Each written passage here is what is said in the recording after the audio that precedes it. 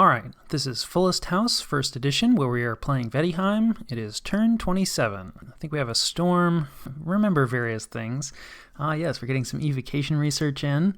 Our blood hunting is still pitiful. We miss with some site searches, and then actually we get attacked by Bogaroos. And I think this is the last province. Okay, yeah, this is a scout, and I think this is where we're sending in our Sacreds as an assault force. And then, oh right, I think this fort has been cracked as well, although again, Xibalba's actually attacking out. Kind of interesting, and this looks serious. So let's see if the merfolk decided to hang out. They did. Okay, so what is Xibalba bringing to the table? A bunch of bats, of course. I don't think any of these, are their sacreds. I think these guys are, yeah. So you have the sacred frogs. We'll have to see like what kind of bless they have. Half giants. They're okay. I think they're gonna like the cave. Yeah, dark vision 100. So that's definitely a benefit for them. It looks like there's at least... Okay, I was thinking maybe this guy was going to be a prophet, but no, just kind of, he is a priest at least, so he'll be able to get some blessing done. But it actually kind of looks like not enough priests. I don't know, maybe there's a prophet hiding in here somewhere. But not much in the way of mage support. He does have some summons, although, relatively low level. We're still not that deep into the game, and I don't think things are going well for Xibalba. But quite a pile of stuff, and depending on the bless, those sacreds could be kind of nasty.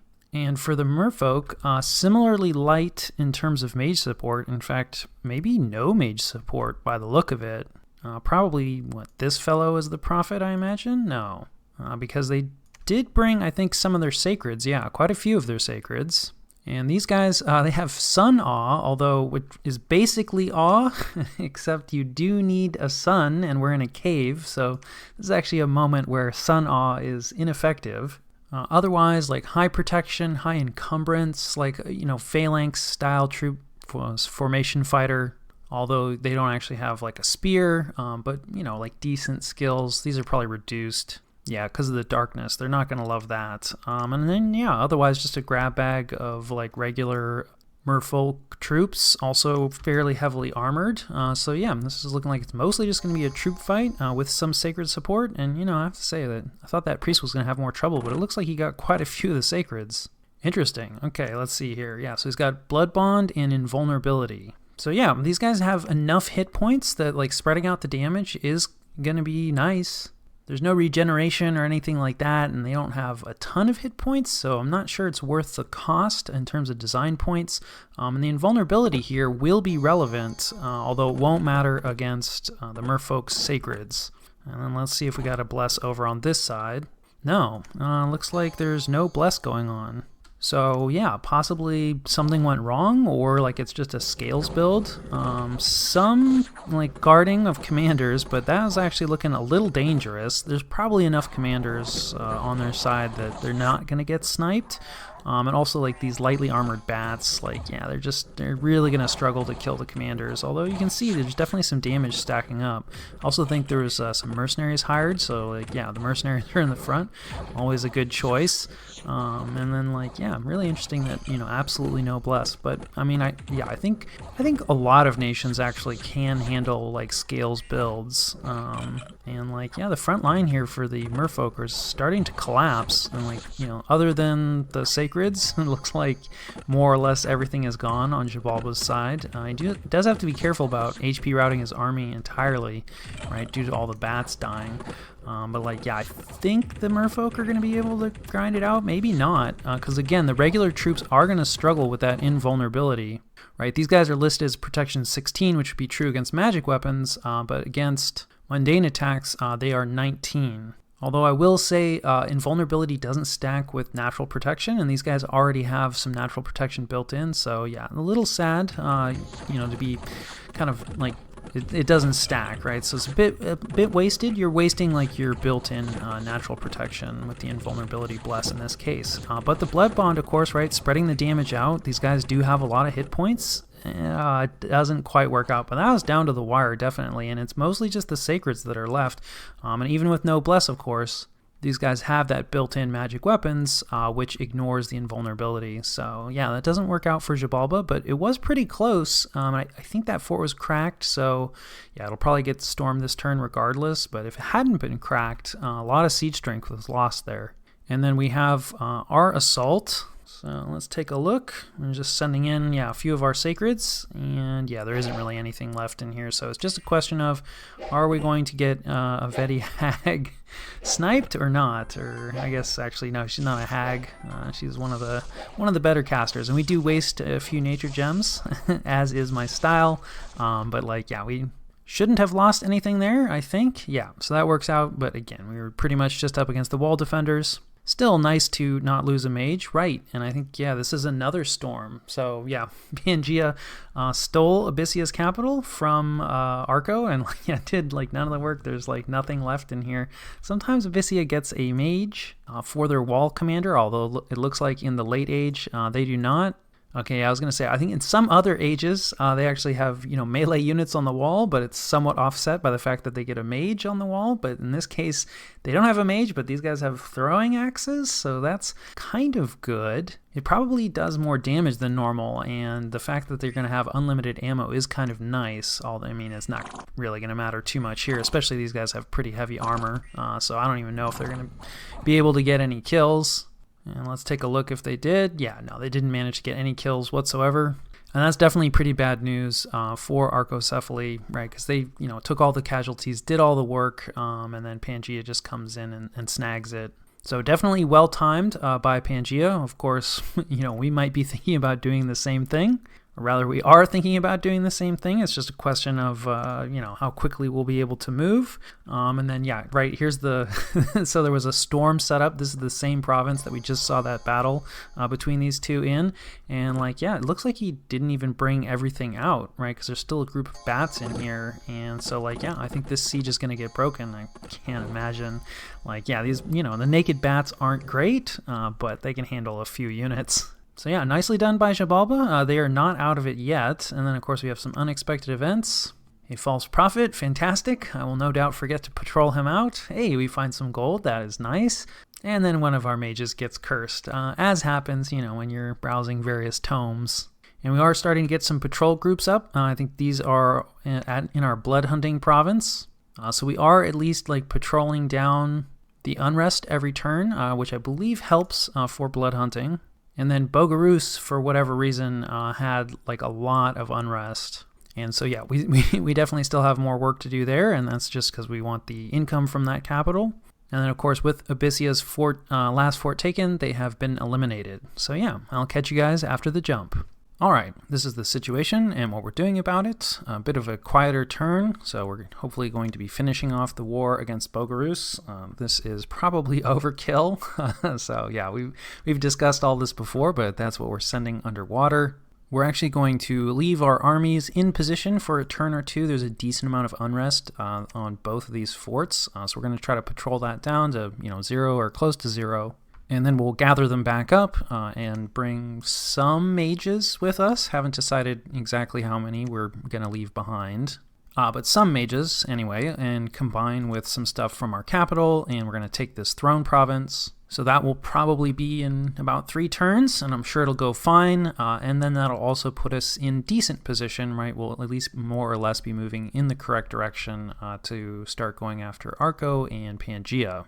And of course, while we're doing that, we're going to continue to slip Wolf Brother groups in. Somehow messed up my recruitment, so we don't quite have enough Wolf Brothers. Let's see. We have another group that's almost ready to go, but we're going to have to wait a turn. We could send them out with 9 maybe, but we're not in a huge rush. In some ways, I kind of want this war to develop more. The Arcocephaly player was fairly friendly.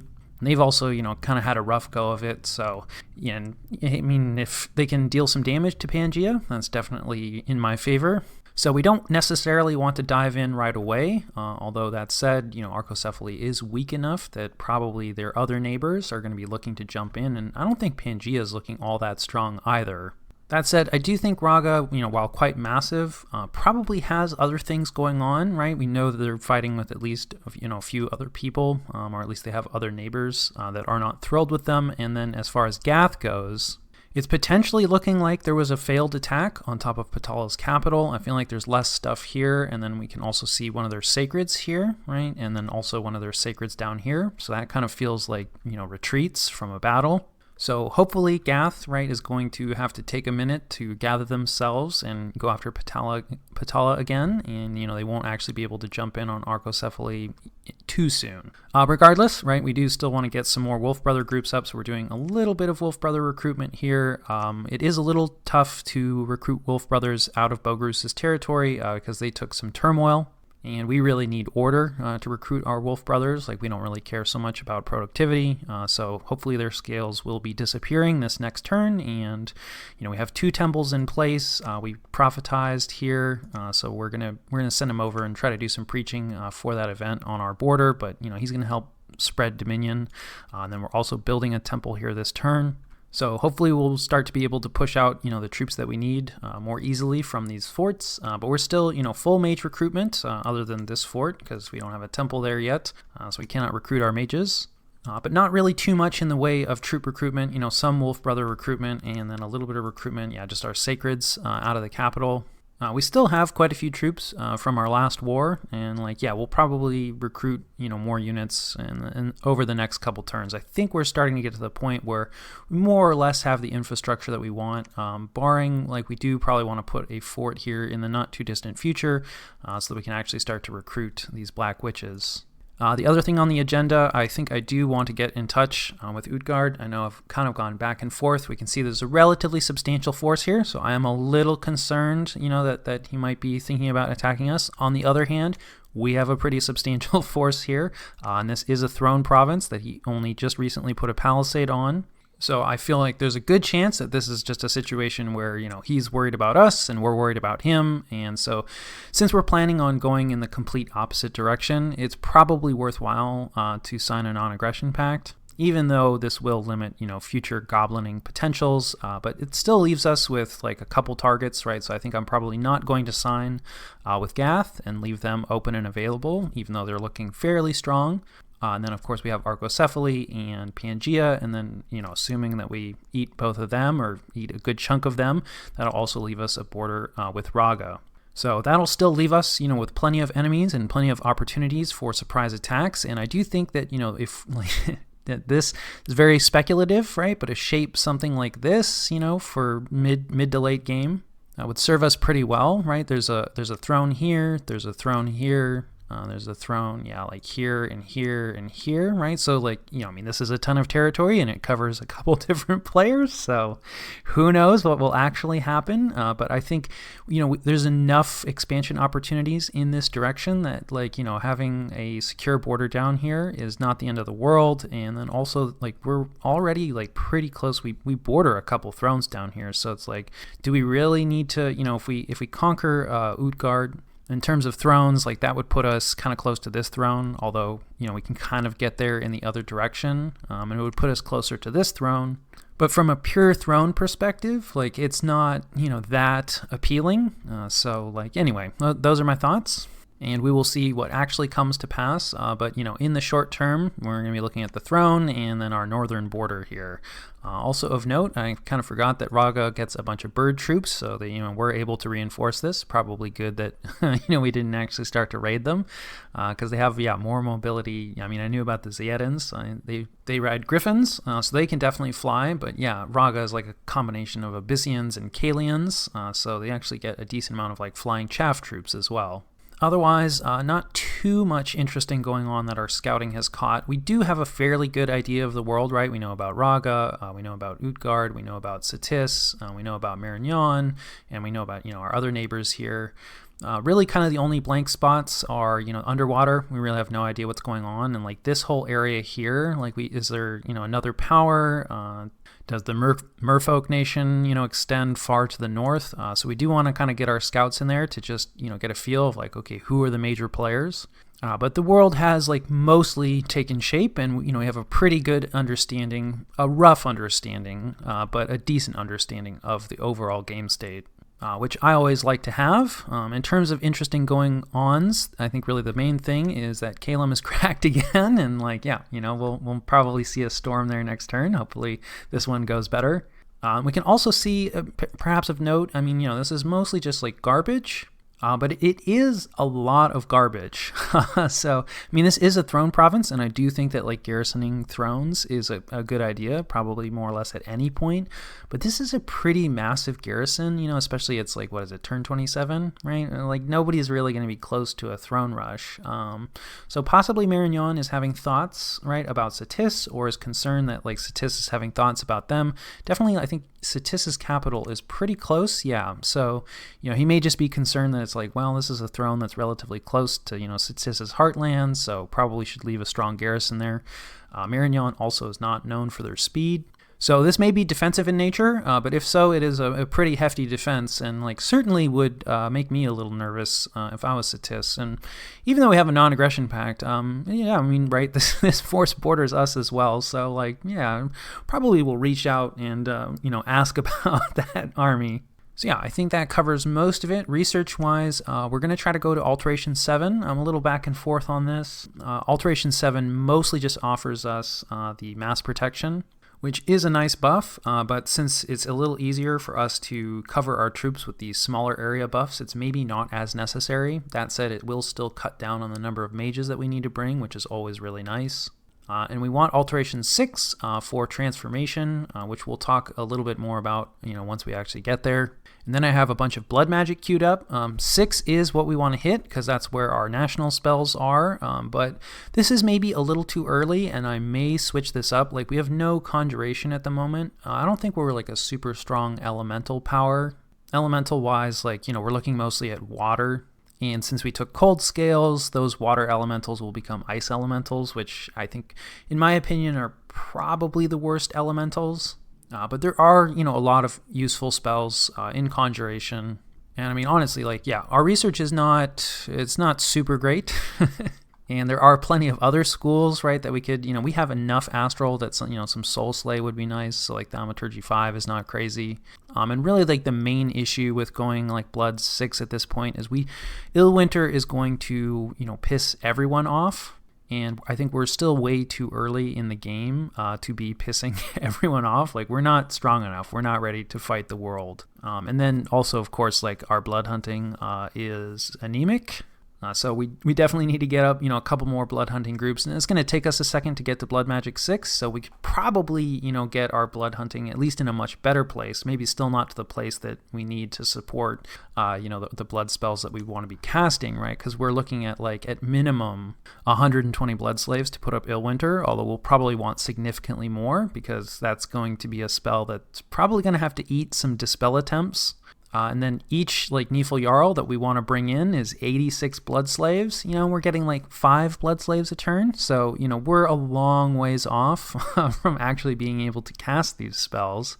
So I probably will, adjust this research a bit, right? Both because we don't really have the blood hunting to support it yet. And I don't actually think the game state is really, going to be in a place that will support it. But for the moment, like Alteration 7 is going to take us a little while, right? It's going to take us a few turns even to get to Alteration 6, and then Alteration 7 will be even longer. So we do have a few turns, to adjust this. We definitely do want to go down Blood Magic, and there's probably some other spells in there that are useful for us. So, we might run up a little ways, just not all the way to 6. So yeah, I think that covers turn 27.